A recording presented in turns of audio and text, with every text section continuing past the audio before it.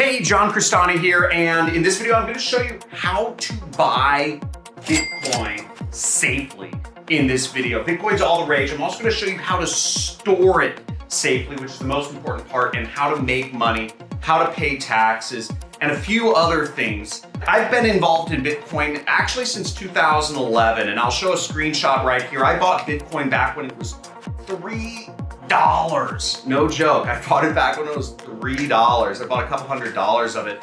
I have a very interesting story to also tell you in this video about that. Let's get right into things.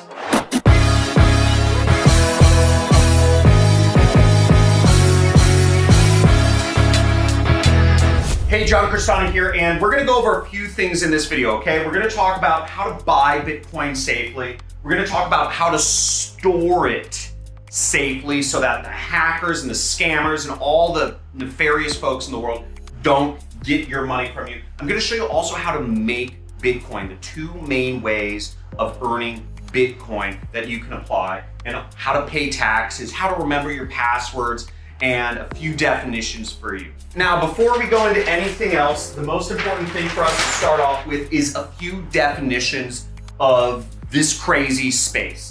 And if you're excited about Bitcoin, you want me to do more videos about Bitcoin, just spank that like button, hit the subscribe, and let me know in the comments. Just type in crypto or type in Bitcoin if that's something you're interested in seeing me talk about more. So first off, Bitcoin. Bitcoin is digital gold. Okay, just think of it as a replacement for gold. It's a holder of value. It's not similar to gold. It's not a good way of doing transactions, of paying for products and services. Very few people use it for that. It's mainly an investment. So just think of it like digital gold, okay? Now, Ethereum is another very popular cryptocurrency. I don't know too much to say about it, but it's one of the big ones. Bitcoin and Ethereum are kind of way up there. They're in a category of their own, and everything else is kind of like, is it a scam? Is it not a scam? Who knows, right? Now, crypto is everything. Crypto is any digital currency. Bitcoin is considered a crypto, Ethereum is considered a crypto, and all of the other thousands of people trying to create their own different sort of crypto coins, okay? So it's just kind of a catch-all word. Now, the next one is brokerage, or your account or whatever. A brokerage is a place that you buy Bitcoin, okay, or you buy crypto assets. It's like going to the bank where you can exchange your dollars for other sorts of currencies. You say, hey, here's $100. Can I get some yen, or can I get some yuan, or can I get some pesos? Brokerage is just the online equivalent of that, where you give them your dollars, you give them your pesos, and they give you back crypto, right? Now, the next definition is wallet. And when I'm talking about wallet, I'm not talking about one of these, because this is for storing cash, right? We're talking about storing a digital currency. So a wallet is gonna look a little bit different. It's gonna look a little bit more like this. And this is my crypto wallet. It's called Ledger, and it is connected by a USB drive. Now, sometimes the wallet, the place that you store your crypto, is in the same place you buy it, like the bank, right? Or in this case, the brokerage. But you can also take it with you like a wallet and keep it so that the bank can't mess around with it. Because some banks, there have been runs on banks. Banks can get money stolen from them. Sometimes banks just go bankrupt and give nobody their money. And this sadly and unfortunately happens very often in the crypto and Bitcoin world. This is the wild, wild, wild west of the financial industry right now. And there are so many nefarious characters out there looking to steal your money. It's good to be extremely, extremely safe about your crypto. And when we get to the part where I'm talking about storing your crypto safely, I'll go over my story of what happened to me. It's very, very interesting and kind of cool, kind of embarrassing. Now, the next definitions are AML and KYC. Now, when you're buying Bitcoin or crypto through an exchange, they have to abide by what's called anti-money laundering rules and know your customer regulations. This is for any financial institution. They need to verify that you are a real person, that you are not a robot, that you're not some sort of hacker or scammer or whatever. And that's why when you buy through an online exchange, you'll need to give them your information. You'll have to have a government ID, you'll have to have a bank account. Let's go right into that. So how do you buy? Okay, so there's two main ways to buy Bitcoin or other cryptos. One is you can go offline. You can look at ATMs, okay? You can physically take your money out of your pocket, go to an ATM, which stands for automated teller machine. You can throw your money into the ATM and get money and get crypto spit back into a USB device, okay? Now there's ATMs all over the world, and I'm gonna have my editors kind of scroll through just a list of all of the locations that you can exchange real money, real hard money, for digital money all over the world, okay? Next is online. You can buy it through a brokerage. The brokerage I use the most is Sexio, okay? So yes, it's because I'm sexy. No, Sexio is, or Chexio, I don't know how to pronounce it, but I buy my crypto through there. Now, when you buy online, you need a government ID, okay? You have, and depending on how much information you give them, you'll start off with a 3,000 daily exchange limit, meaning you can buy 3,000 or you can sell $3,000 worth of crypto. And for most of you, that will be plenty, okay? Now, if you link your bank account, or if you verify your bank account, if you link your social media accounts or your email or all these other forms of verifying that you are a real person, you will be able to increase that limit to $10,000 or even more, okay? Thumbs up if you're getting some information about things right now. Just spank that like button if you are learning a little bit about crypto and Bitcoin, and make sure to leave in the comments what is the most interesting aspect of learning about Bitcoin or crypto for you, because I have a lot of stories about this stuff. I can go in a lot of depth about how this whole stuff works. There's a few main ways to store your Bitcoin or your crypto assets. One is you can do it online on an exchange, the same place you bought it from, exactly like a bank, right? You buy it, you leave it in the bank. I don't recommend this. I don't recommend this at all. As I said before, the Bitcoin space is the Wild West. It's a cowboy space. There are people that have just gotten completely obliterated out of millions of dollars because exchanges went down, or their equivalent, which is marketplaces, which is just another, it's places you buy stuff online. And I'm one of them. I actually lost millions of dollars. You saw, I'll show a screenshot here that I actually bought a couple $100s worth of Bitcoin back in 2011 when the price was $3 a Bitcoin. No joke, seriously, I bought some Bitcoin, and I thought I had it. And I remember checking to see years later, after the price had gone up to, I think it was like over, it was $1,000 or over $1,000. I said, hey, I bought some Bitcoin way back when. Maybe I should go look around for it. It was gone, poof, or scammed or whatever. It was the Mount Go scam, MTGOX or Mount Gox, however you want to pronounce it. All these X's, I don't understand how to pronounce them sometimes. But the point being, everything got stolen. It would be worth, I think, $1 trillion now. And there's news articles about it talking about how, and nobody knows what happened. The Bitcoin just disappeared because, again, the problem with cryptocurrency is that it's anonymous, like cash, which is also anonymous. An interesting statistic for you is that the most dangerous activity is the transportation of large amounts of money. This is the most dangerous activity throughout history. And just to give you an example here, back when the United States was being formed around the 1800s, and gold was discovered in California, they would move large amounts of gold from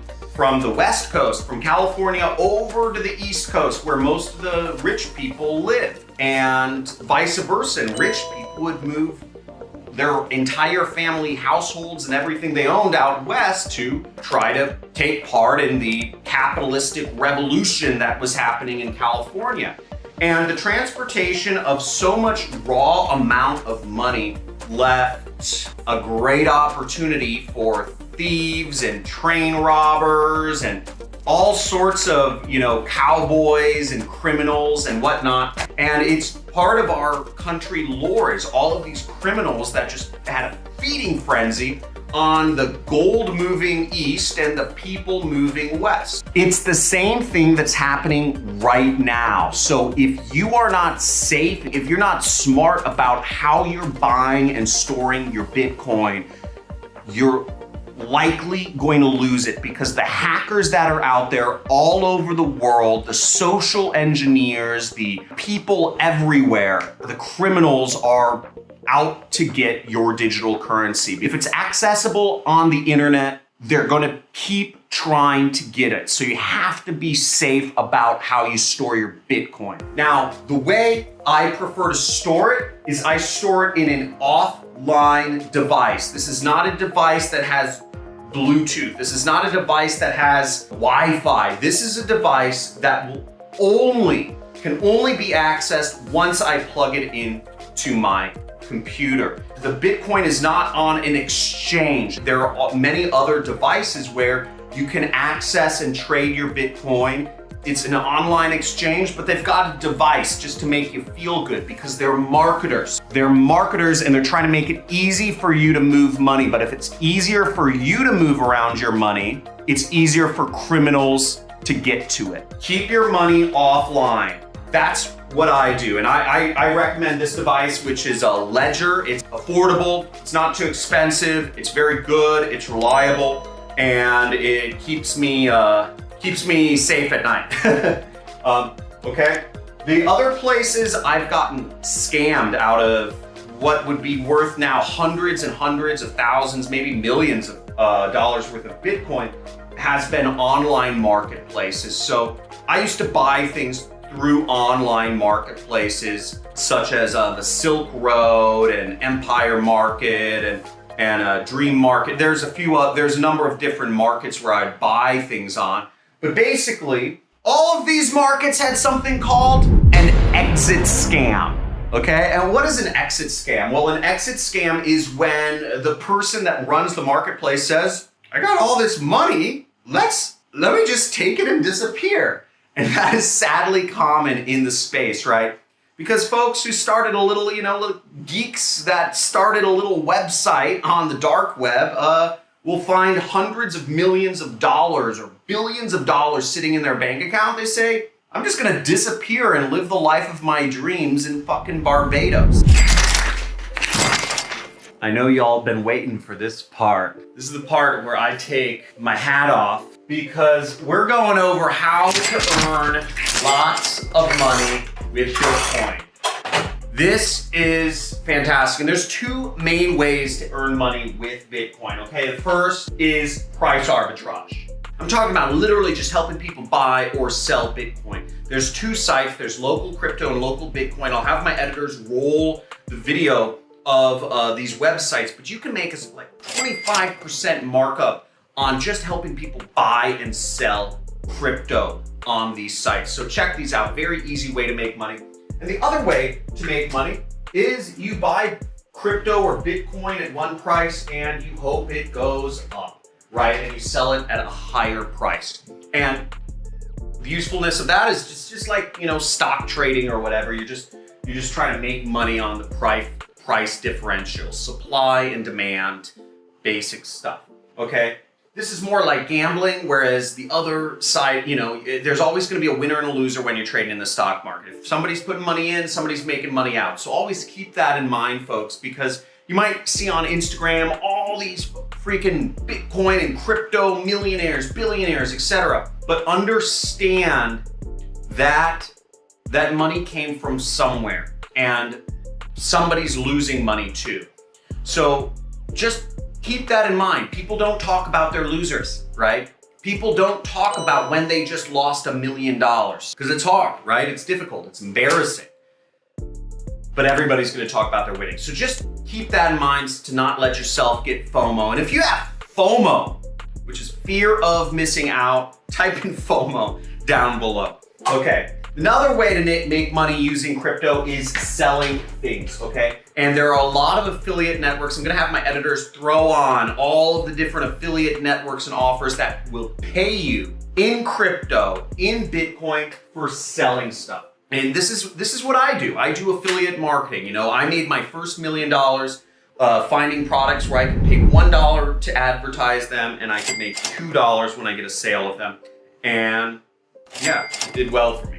So let's move onwards and upwards. There's a lot of ways to make money in crypto. I definitely suggest you get some sort of Bitcoin crypto in your portfolio. Now, last but not least, I have two sort of bonus sections for you, and this is really important. Now, one of the biggest problems with having all of this crypto and Bitcoin and all your money in a sort of like a USB, a computer device, like my ledger right here, is that you could forget your password. And these things, all these crypto accounts and whatnot, they require crazy sophisticated passwords. I'm talking like they want you to have like the exclamation point, the question mark, the dashes, the like weird symbols. It's just, you know, it's kind of confusing. Billions, tens of billions of dollars of crypto has actually just gone missing because folks that bought all this Bitcoin years ago forgot their password. There's been a recent case in the news about how some guy is locked out of $220 million worth of Bitcoin he has because he forgot his freaking password. Don't be that guy. Okay, now my little trick to this is I actually I have a secure USB device, and this is an unhackable USB device because this is actually, this is Apricorn. I love this thing. Apricorn is a US government contractor, and this is what the US government employees get issued to store their files on, and it's mechanical encryption, not software encryption. Now, what's the difference between hardware mechanical encryption versus software encryption? Well, the difference is that hackers can get into software. Hackers can find their way in if it's digital sort of password type of protected format. Anything hackers can get into, okay? That's why there's so much stuff being stolen. The US government issues these to folks as hardware encrypted because you physically have to press these buttons. You physically have to do something and have the password, or else physically there's mechanical instruments inside of this that lock folks out, okay? So I don't know, maybe I'm butchering the technology, but this is what I use. And I know my little PIN code here. Basically, I press the unlock button, and then I press the series of numbers that I know is my one PIN, and all my passwords open up when I stick this in.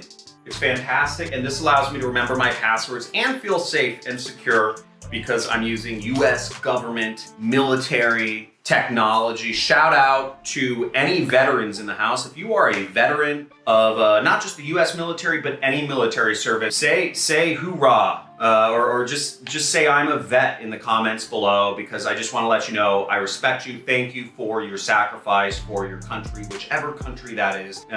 Your work defending your country is a lot harder than any of the work I do to squeeze money out from the internet. So thank you so much for all your hard work. Let's go to the next one. Okay, paying taxes. So paying taxes, there's a great website. It's called taxbit.com. And they go over, they'll connect to all the major cryptocurrency accounts, and that will help you keep compliant when you're doing your taxes and if you own a lot of crypto.